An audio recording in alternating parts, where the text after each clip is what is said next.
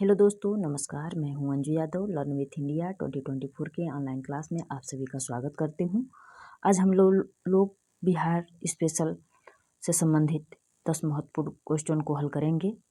ये सीरीज बिहार शिक्षक भर्ती TRE 3 जिसकी परीक्षा 7 मार्च से 17 मार्च के 2024 के बीच में प्रस्तावित है, उसी को टारगेट करके ये सीरीज चलाई जा रही है। इस सीरीज में Bihar PRT, junior, TGT, PGT में जो बिहार स्पेशल से संबंधित प्रश्न पूछे जाते हैं, हम लोग उन्हीं प्रश्नों को इसमें डिस्कस करने वाले हैं।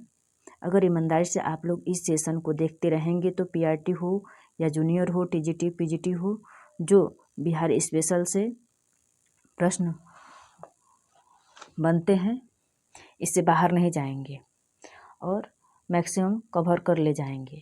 आइए हम लोग चलते हैं अपने पहले प्रश्न की तरफ। इस सेशन को लाइक, शेयर और सब्सक्राइब जरूर करिएगा।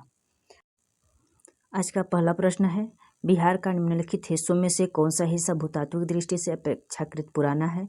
रोहतास पठार, उत्तर पश्चिम पहाड़ियाँ, खड़गपुर पहाड़ियाँ, उपरोक्त में से कोई नहीं या उपरोक्त में से सभी? तो भूतात्विक दृष्टि से सबसे पुराना खड़गपुर की पहाड़ियाँ हैं। खड़गपुर पहाड़ियाँ धारवाड़ क्रम की चट्टानों से बना है, जो कि एक पुरानी चट्टान है। और रोहतास पठार विंध्य क्रम की चट्टान से बना है। उत्तर पश्चिम की पहाड़ियाँ शिवालिक हिमालय का भाग है, जो तृतीय क्रम की हैं, तथा उत्तर गंगा का मैदान नवीनतम माना जाता है। प्रश्न नंबर दूसरा है, ब्रह्मयोनी हिल बिहार के किस जिले में स्थित है? गया, रोहतास, नालंदा, नवादा? तो ब्रह्मयोनी हिल बिहार के गया जिले में स्थित है। ब्रह्मयोनी हिल के बारे में और कुछ जान लेते हैं। ब्रह्मयोनी हिल बिहार के गया जिले में एक पवित्र पहाड़ी है। इसका उल्लेख महाभारत और बुद्ध अभिलेख में भी मिलता है। गया जिला फल्गु नदी के किनारे स्थित है। गया जिले कहाँ पर स्थित है? फल्गु नदी के किनारे स्थित है। और ब्रह्मयोनी हिल कहाँ पे है? गया जिले में स्थित है, जो एक पवित्र पहाड़ी है। प्रश्न नंबर 3 है, निम्नलिखित में से कौन सी नदी फतुहा के पास गंगा में मिलती है? सोन नदी, पुनपुन नदी, सकरी नदी या बालन नदी? तो पुनपुन नदी फतुहा के पास गंगा नदी में मिलती है। आइए हम लोग थोड़ा पुनपुन नदी के बारे में जान लेते हैं। पुनपुन नदी छोटा नागपुर पठार के पलामू पहाड़ी से, जो कि झारखंड में है, से निकलकर बिहार के औरंगाबाद जिले में प्रवेश करती है। यानी पुनपुन नदी का जो उद्गम स्थान है झारखंड के पलामू पहाड़ी पर है और बिहार में ये औरंगाबाद जिले में प्रवेश करती है। यह पटना जिला के समीप फतुहा के समीप गंगा से मिल जाती है। मुरहर व दीर्घा पुनपुन की सहायक नदियां हैं। प्रश्न नंबर 4 है, बिहार के निम्नलिखित प्रशासनिक विभागों जोड़ों में से किस जोड़े से गंगा नदी नहीं बहती है? दरभंगा मुंगेर, पूर्णिया भागलपुर, तिरहुत सारण, कोसी मगध? तो कोसी मगध प्रशासनिक विभाग जोड़ों में से गंगा नदी नहीं बहती है। इसका ऑप्शन नंबर डी सही होगा। गंगा नदी अपनी यात्रा के क्रम में बक्सर, भोजपुर, सारण, पटना, वैशाली, समस्तीपुर, बेगूसराय, खगड़िया और मुंगेर, भागलपुर तथा कटिहार जिलों में प्रवाहित होती है। इस प्रकार कोसी मगध जोड़ों में से गंगा नदी नहीं प्रवाहित होती है। इसलिए प्रश्न नंबर 4 का ऑप्शन नंबर डी सही होगा, कोसी और मगध। प्रश्न नंबर 5 है, बिहार राज्य में गंगा नदी के किनारे स्थित जिलों की संख्या बताइए। कितनी है संख्या? 21 है, 17 है, 12 है, 6 है? तो बिहार राज्य में गंगा नदी के किनारे स्थित जिलों की संख्या 12 है। बिहार राज्य में 12 जिले गंगा नदी के किनारे स्थित हैं, जिसमें से है सारण, बक्सर, भोजपुर, पटना, वैशाली, समस्तीपुर, बेगूसराय, लखीसराय, मुंगेर, खगड़िया, भागलपुर व कटिहार शामिल हैं। प्रश्न नंबर 6 है, कोपेन के जलवायु वर्गीकरण के अनुसार उत्तर बिहार की जलवायु किससे प्रदर्शित की जाती है? CWG से, AW से, CAW से, CBW से? तो कोपेन के जलवायु वर्गीकरण के अनुसार उत्तर बिहार की जलवायु CWG से प्रदर्शित की जाती है।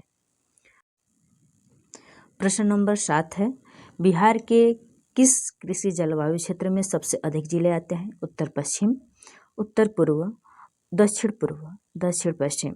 बिहार के उत्तर पश्चिम कृषि जलवायु क्षेत्र में सबसे अधिक जिले आते हैं। प्रश्न नंबर 7 का उत्तर नंबर ऑप्शन नंबर ए सही होगा। बिहार कृषि जलवायु क्षेत्र 4 में आता है, जिसे मध्य गंगा का मैदानी क्षेत्र कहा जाता है। मिट्टी के लक्षण, वर्षा, तापमान एवं भूभाग के आधार पर बिहार को 3 उपभागों में बांटा गया है। पहला है उत्तर पूर्व का जलोढ़ मैदान, दूसरा है उत्तर पश्चिम का जलोढ़ मैदान और तीसरा है दक्षिण का जलोढ़ मैदान। उत्तर पूर्व के जलोढ़ मैदान में 8 जिले आते हैं, उत्तर पश्चिम जलोढ़ मैदान में 12 जिले आते हैं।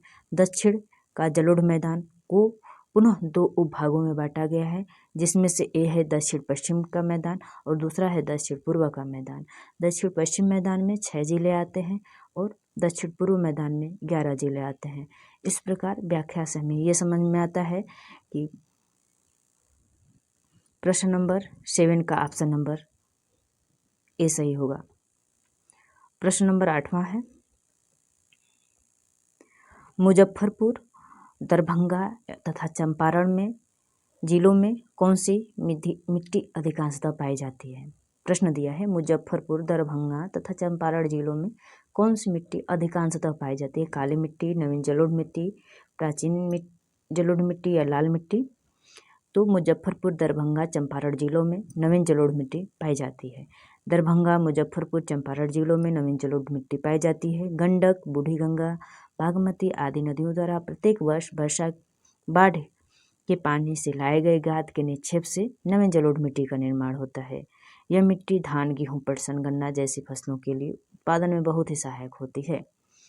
तो मुजफ्फरपुर, दरभंगा, चंपारण जिला नवीन जलोढ़ मिट्टी से निर्मित जिले हैं। प्रश्न नंबर 9 है, बिहार का सर्वाधिक जूट उत्पादक जिला कौन है। सीवान है, गया है, वैशाली है, पूर्णिया है। तो बिहार का सर्वाधिक जूट उत्पादक जिला पूर्णिया है। जूट की खेती के लिए आर्द्र क्षेत्र में होती है। जूट की खेती आर्द्र क्षेत्र में होती है। जूट की खेती के लिए उच्च तापमान, उच्च आर्द्रता, उपजाऊ मिट्टी, जलोढ़ मिट्टी, हल्की वर्षा की आवश्यकता होती है। आर्थिक समीक्षा के अनुसार भारत में सर्वाधिक जूट उत्पादन पश्चिम बंगाल 79.68%, दूसरे नंबर पे है बिहार 10.20%, तीसरे नंबर पे है असम जो 8.33% है। बिहार का जूट उत्पादन में दूसरा स्थान है। आज का अंतिम और लास्ट प्रश्न, त्रिवेणी नहर किस नदी पर निर्मित है। कोसी, सोन, गंडक। तो त्रिवेणी नहर गंडक नदी पर स्थित है। पूरा वीडियो देखने के लिए थैंक यू। मेरा वीडियो पसंद आए तो लाइक करिएगा, सब्सक्राइब करिएगा और शेयर भी करिएगा। यदि पसंद नहीं आए तो कमेंट करके बताइएगा कि क्यों नहीं पसंद आया, और जो भी कमी होगी उसको दूर अगले वीडियो में की जाएगी।